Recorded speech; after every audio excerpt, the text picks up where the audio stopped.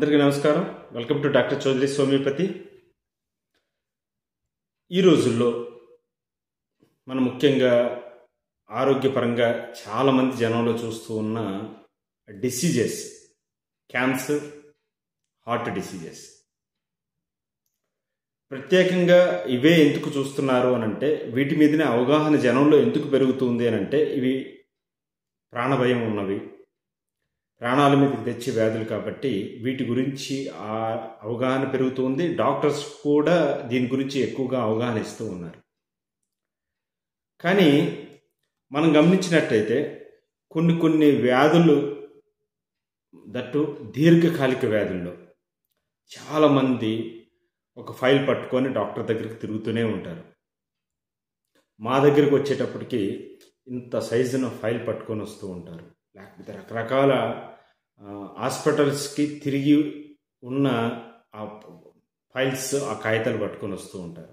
పలానా మందులు వాడుతున్నామని చెప్తూ ఉంటారు. మేము సంవత్సరాల తరబడి ఇది వాడుతూ ఉన్నామని చెప్తూ ఉంటారు. వీటి గురించి అవగాహన చాలా తక్కువగా ఉంది. వీటినే దీర్ఘకాలిక వ్యాధుల కింద మనం చూస్తూ ఉన్నాం. మరి హార్ట్ డిసీజెస్ లేకపోతే క్యాన్సర్ గురించో మాట్లాడే డాక్టర్స్ ఈ దీర్ఘకాలిక వ్యాధుల గురించి ఎక్కువ సమాచారం పేషెంట్స్కి ఇవ్వటం లేదు. ఈ దీర్ఘకాలిక వ్యాధుల్లో సుమారు 90% ఆటో ఇమ్యూన్ డిసీజెసే ఉంటూ ఉన్నాయి. ఇప్పటి రోజుల్లో ప్రతి 10 కేసుల్లో కనీసం 7-8 కేసులు ఆటో ఇమ్యూన్ డిసీజెసే. రాను రాను ఈ ఆటో ఇమ్యూన్ డిసీజెస్ యొక్క కౌంట్ పెరిగిపోతూ ఉంది. ఇదివరకు రోజుల్లో ఈ ఆటో ఇమ్యూన్కి సంబంధించి చాలా తక్కువగా నమోదవుతూ ఉండేవి. కానీ ఈ రోజుల్లో మాత్రం ప్రతి 10 కేసుల్లోనూ 8 కేసుల దాకా ఈ కేసెస్సే. మాకు రోజువారీగా మన ఓపీలో మనం చూసే కేసెస్లో ఎక్కువ భాగం ఆటో ఇమ్యూన్ డిసీజెస్. ఈ ఆటో ఇమ్యూన్ డిసీజెస్కి సంబంధించి ఆ పేషెంట్స్ ఫైల్ పట్టుకొని డాక్టర్స్ని మారుస్తూ అక్కడ తగ్గలేదని, ఇక్కడ తగ్గలేదని, ఆ డాక్టర్ బాగా చూస్తారని, లేకపోతే హైదరాబాద్లో బాగా చూస్తారని, లేకపోతే బెంగళూరులో బాగా చూస్తారని ఇలాగా ఎక్కువగానే తిరుగుతూ ఉంటారు. మరి ఇంతగా మనుషుల్ని కంగారు పెడుతూ ఉన్న ఆటో ఇమ్యూన్ డిసీజెస్ అని అంటే ఏంటి? ఎందుకు తగ్గట్లేదు అవి? వాటి గురించి మనం ఈ వీడియోలో కొంత భాగం తెలుసుకుందాం. రాబోయే వీడియోలో కొంత భాగం తెలుసుకుందాం. ముఖ్యంగా ఈ ఆటో ఇమ్యూన్ డిసీజెస్కి సంబంధించి ఆడవాళ్ళు ఎక్కువగా ఎఫెక్ట్కి గురవుతూ ఉన్నారు. ఎక్కువగా ఆడవాళ్ళల్లో. అది ఆడవాళ్ళల్లో ఎక్కువగా హార్మోన్ ఇంబ్యాలెన్స్ ఉన్న వాళ్ళలో ఎక్కువగా ఈ ఆటో ఇమ్యూన్ డిసీజెస్ తెలుస్తూ ఉన్నాయి. దీర్ఘకాలిక వ్యాధుల్లోనే ఇది 90% ఉంటే, 70-90% ఉంటే, ఆ 70%-90%లో కూడా ఆడవాళ్ళలో ఎక్కువగా, ముఖ్యంగా హార్మోనల్ ఇంబ్యాలెన్స్ ఉన్న ఆడవాళ్ళలో మరింత ఎక్కువగా.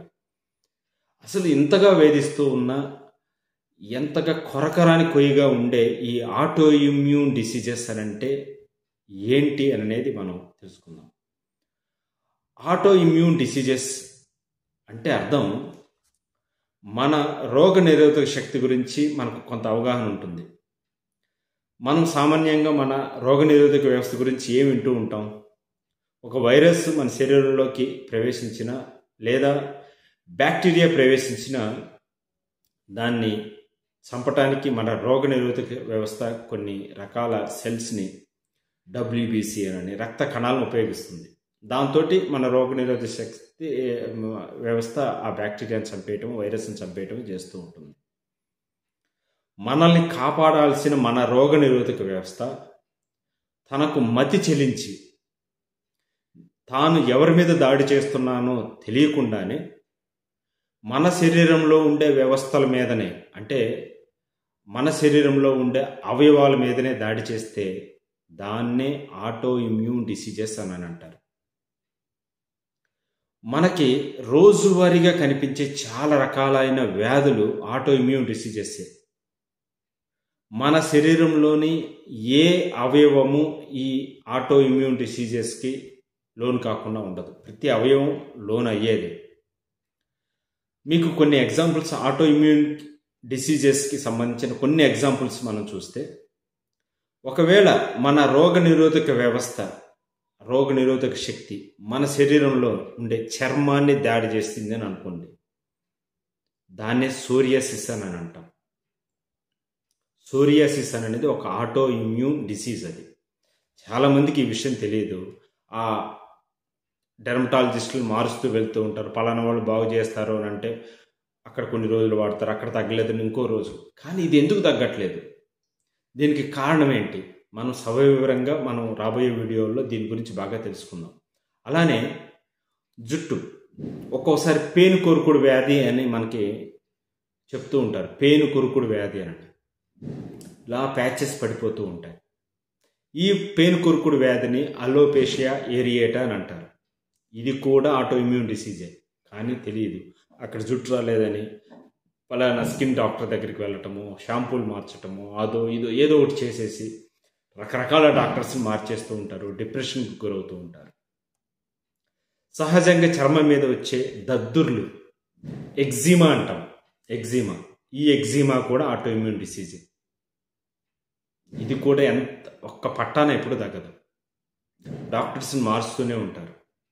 అలానే థైరాయిడ్ ప్రాబ్లం, మన చుట్టుపక్కల మన వ్యవస్థలో ఉండే థైరాయిడ్ కేసెస్ని ఒక 100 కేసులు తీసుకుంటే 90 కేసులు ఆటో ఇమ్యూన్ డిసీజ్ నుంచి ఏర్పడ్డ హైపోథైరాయిడిజం కేసులు. వాటిని హ్యాష్మోటోస్ థైరాయిడైటిస్ అని అంటాం.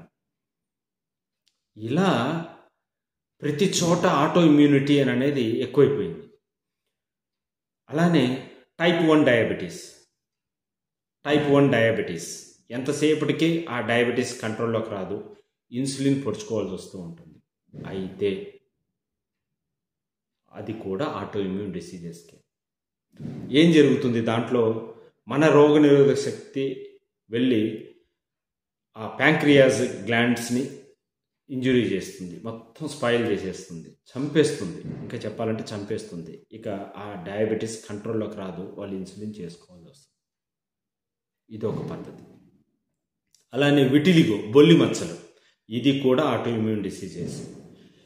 ఇంకా చెప్పాలనంటే కొన్ని సామాన్య ప్రజలకి అర్థం కాని చాలా రకాల డిసీజెస్ ఆటో ఇమ్యూన్ డిసీజెస్లోకే వస్తాయి.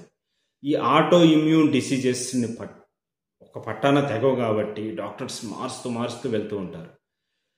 మనం రాబోయే వీడియోలో ఆటో ఇమ్యూన్ డిసీజెస్ ఎక్కడ మొదలవుతుంది, అసలు మనం చేస్తున్న పొరపాటు ఏంటి, మూల కారణం ఏంటి, అక్కడ నుంచి మొదలు పెట్టుకొని మీకు ఒక అవగాహన వీడియోల కింద ఈ సిరీస్ రాబోతూ ఉంది.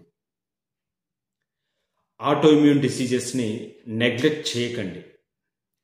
దానికి హోమియోపతిలో ఒక సోరియాసిస్కి కానివ్వండి, ఒక విటిలిగోకి కానివ్వండి, ఒక ఎగ్జిమాకి కానివ్వండి, హోమియోపతిలో ఏం చేయగలము, హోమియోపతి ఏ విధంగా ఆటో ఇమ్యూన్ డిసీజెస్ని కంట్రోల్ చేయడానికి పనికొస్తుంది, అలాగే హోమియోపతి ట్రీట్మెంట్ తోటి అసలు మూల కారణంగా మనం ఏ విషయాలు చేయాలి అనేది మనం సవివరంగా చర్చిద్దాం. మరి మనం రెగ్యులర్గా తీసుకునే ఒక ఇంగ్లీష్ మందులు కానివ్వండి, అలోపతిక్ ట్రీట్మెంట్ కానివ్వండి, దీనికి పూర్తి స్థాయిలో పరిష్కారం మాత్రం కాదు, కానీ కంట్రోల్లో పెడుతుంది తప్పితే పూర్తి స్థాయిలో పరిష్కారం మాత్రం కాదు. ఆ పూర్తి స్థాయిలో పరిష్కారానికి మాత్రమే మనం ఈ వీడియోలో మనం చర్చిద్దాం.